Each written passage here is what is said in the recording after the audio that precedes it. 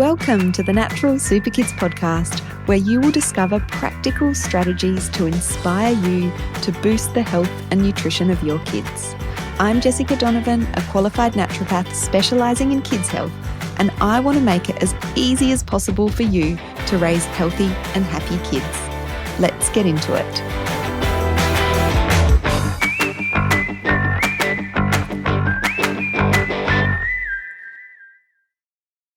Hello, Jessica Donovan here. Welcome to the Natural Super Kids podcast. Welcome if you're a new listener or if you're a seasoned listener. Welcome. Today we are going to be talking about sleep. Now, it's a topic we've covered with various guests on the podcasts, but today I want to specifically look at the 5 common causes that we see in sleep issues in children.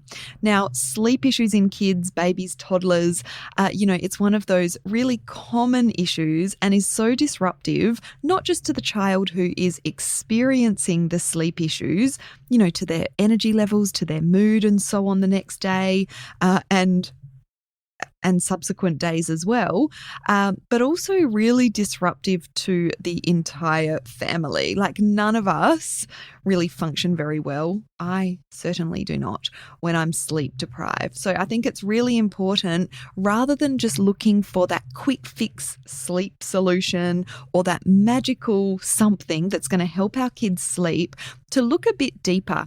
And that is what this podcast episode is all about. So first of all, we're going to be talking about diet. That is cause number 1. Now, our children's diet, and this is very much applicable to adults as well, can affect sleep in so many different ways. I want to talk about some of the more common factors, including sugar, refined carbohydrate consumption, and food additives as well. Now, what I have seen time and time again is children who have issues with sleeping will often be consuming too much sugar or those refined carbohydrates, particularly in the latter half of the day. And look, sugar can creep in to our diets really easily, in the jarred pasta sauces with dinner, in fruit juice after school, even those, too much natural sugar in fruit can be problematic to sleep. And especially for more sensitive kids, even large serves of white rice and pasta and potatoes, those foods that we kind of give our kids to fill them up, can mess with their sleep cycle.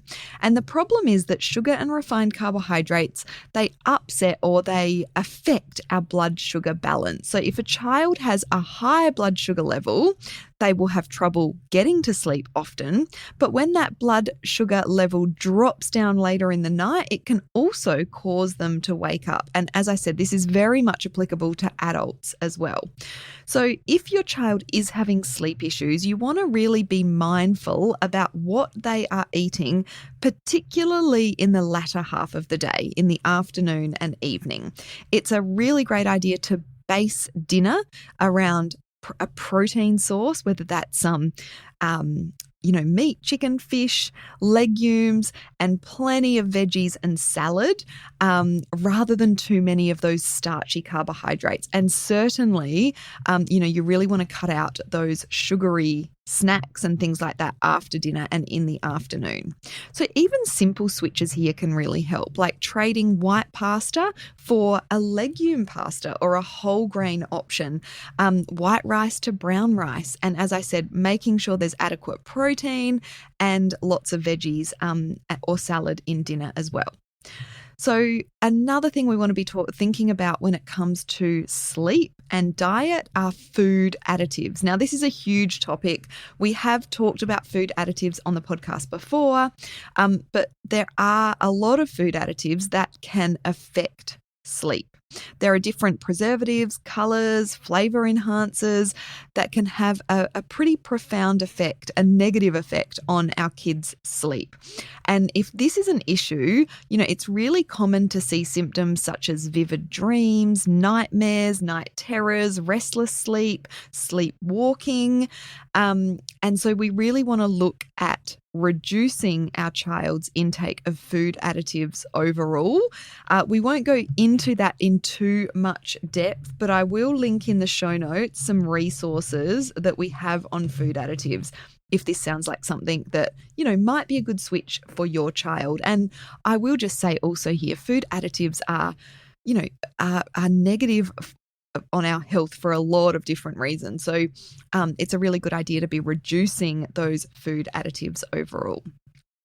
Cause number 2 when it comes to sleep issues in kids are food intolerances. So time and time again with the naturopathic clients that I've worked with and in our online naturopathic clinic with our practitioners, we uncover that an intolerance in a child's diet and removing that particular or maybe it's a few particular problematic foods will improve a child's sleep.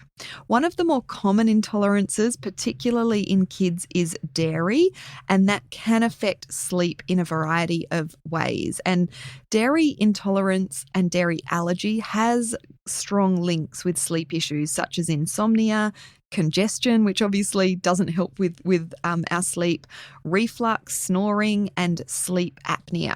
So other intolerances can also cause things like restlessness, discomfort, or other symptoms that interfere with deep sleep. So if there is a food intolerance, it's likely there will be other symptoms as well as the problematic sleep. So, for example, dairy intolerance might present with ear infections, eczema, asthma, congestion, snoring. Look, food intolerances are complex. I don't recommend that you figure this out alone. They can take a bit of time and investigation to uncover.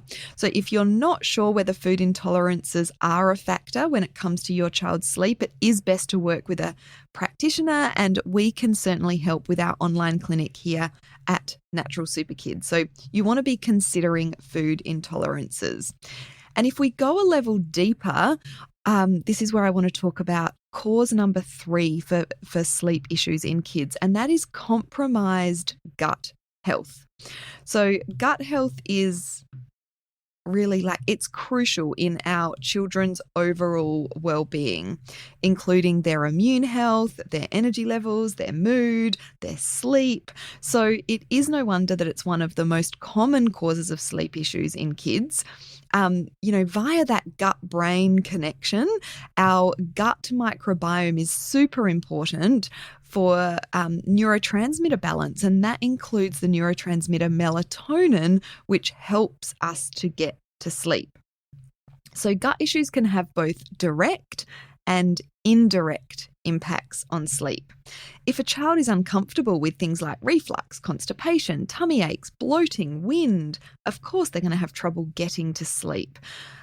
Worms, worm infections and infestations are another way that gut problems can affect sleep.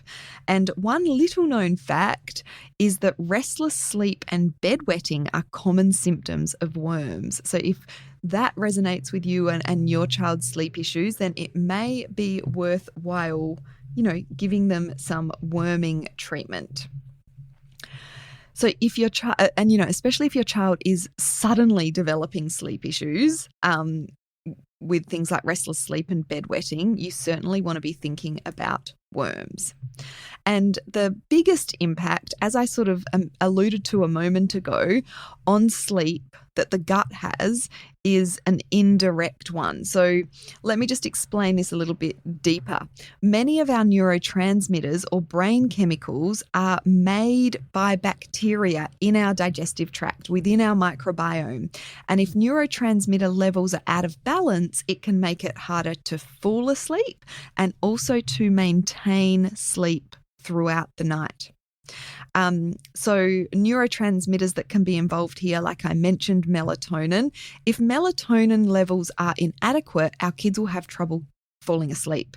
And other neurotransmitters that are involved here are things like serotonin and GABA. So serotonin is needed for melatonin, which, as I said, is the main kind of sleep regulating brain chemical. And a neurotransmitter called GABA calms the nervous system and switches it to rest and digest mode that we need to be in for that deep rest. So if your gut microbiome or your child's gut microbiome, gut bacteria, aren't producing enough of these chemicals, melatonin, GABA, serotonin, the nervous system will be on high alert and sleep quality will decline.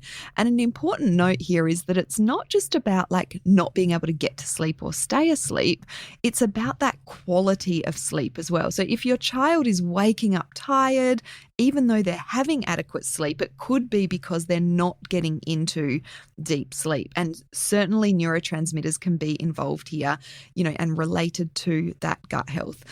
From a naturopathic clinical perspective, when we see kids with sleep issues, there's a huge proportion of those kids that also have digestive issues as well. And when we resolve those digestive issues, the sleep improves time and time again. So really worth looking at that gut, that gut link there as well. Let's move on to cause number 4, which is nutritional insufficiencies, nutritional deficiencies. Our kids' overall nutritional status, has a big impact on their sleep.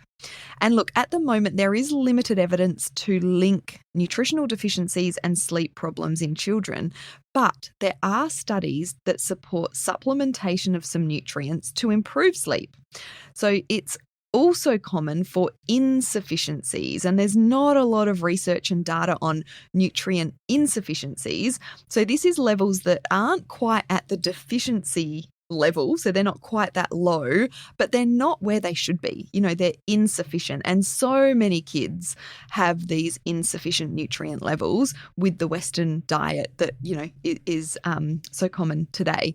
So it's those, common nutrient insufficiencies that are on the lower side of normal that can often be associated with sleep issues. So I want to talk about some of those specific nutrients now. Iron is a big one. So lacking in iron, iron insufficiency, iron deficiency has been associated with night waking and a shorter total sleep duration. And iron supplementation can improve that total sleep duration for those with iron deficiency. Low iron has also been associated with restless leg syndrome, which parents can often mistake for growing pains. And if you think your child could be low in iron, you want to see your GP or talk to a practitioner. As I said, we have practitioners that do online consultations here at Natural Super Kids, both naturopaths and nutritionists, for testing before starting to take a supplement. Iron is one of those nutrients that you do want to be careful of. We don't want to over supplement iron or supplement iron really at all unless we know a child has got a deficiency. And you can get iron levels tested quite easily through a blood test, although, it's not always easy to get our kids on board with getting a blood test. So, but that's really the best way to know for sure if your child does have an iron deficiency or insufficiency. Now, moving on, there are other nutrients that can be that are really important for sleep as well. Zinc and B6 are 2 nutrients that are essential for neurotransmitter production. And if levels are low, it will reduce the production of some of the brain chemicals we talked about that help us relax and affect sleep quality. Like iron, zinc supplementation can improve total sleep duration if deficient. So you can start to see how that, that magical kind of bullet that we're looking for our kids' sleep issues isn't as simple as it sounds, because if they're deficient in some of these nutrients or insufficient, none of those sleep strategies or habits are going to really, make much of a difference. And lastly, on the nutrient front, magnesium is often the go-to nutrient for parents and adults alike looking for a natural sleep solution. I know for me, I definitely take some magnesium before bed, and it can really help with sleep duration and sleep quality. So what magnesium does is it regulates neurotransmitters, but it also binds to GABA receptors. So what this means is that, like GABA, it can activate the rest and digest mode of the nervous system, calming and relaxing the body. Magnesium is also a natural muscle relaxant, so it can prepare the body for rest. Magnesium is one of my favorite nutrients to use in kids because it has that real calming effect, particularly those kind of go kids that really struggle to wind down. Magnesium can be a brilliant nutrient to try. Okay, let's move on to cause number 5, our final common cause of sleep issues in kids, and that is the nervous system imbalances. So conditions of the nervous system are a growing issue in kids. So things like anxiety, neurodevelopmental conditions such as ASD, ADHD, and even sensory processing issues and disorders. Unfortunately, children with these conditions will be at a higher risk of sleep problems. And I'm sure parents that are listening that have kids that are on the spectrum, that have been diagnosed with ADHD, have sensory processing issues, anxiety, will agree with that. It makes it more likely that your child is going to have sleep issues. So it's common for these kids to have imbalances in hormone and neurotransmitter levels, as well as a difficulty switching over to the rest and digest mode. So all of the common causes of sleep issues in kids are interlinked with neurodevelopmental disorders. So if your child has one of these conditions, it's even more important to look at their diet, at their gut health, at their nutrient status, and at food intolerances. We know that kids that have neurodevelopmental conditions, nervous system imbalances, are more likely to have issues with digestive problems and that sort of thing as well. So it's often this sort of multi-layered approach. And what we do in one area, such as, restoring nutrient levels, will have a positive effect on the nervous system and on sleep as well. So when we work on one area, it can have positive kind of flow-on effects onto these other areas. So if you're feeling a bit like, whoa, where do I start with all of this?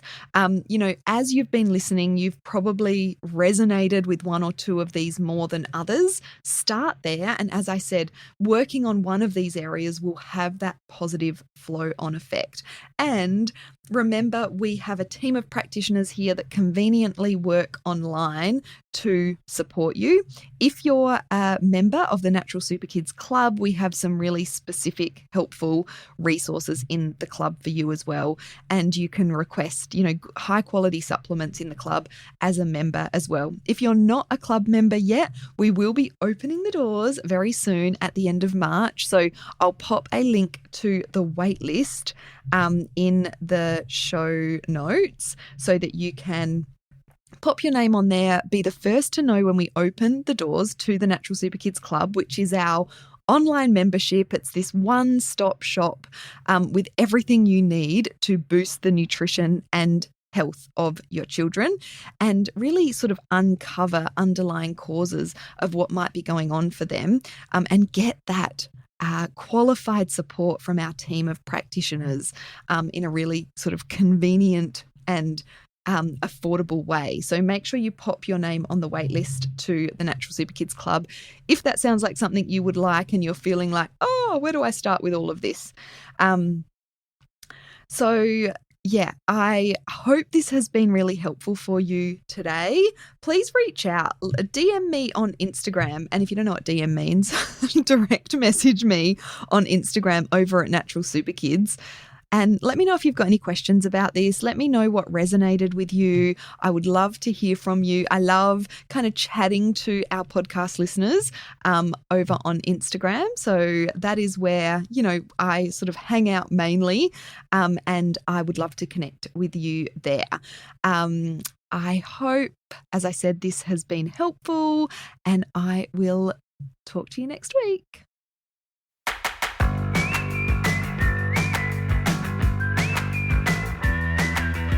Welcome to the Natural Super Kids podcast, where you will discover practical strategies to inspire you to boost the health and nutrition of your kids.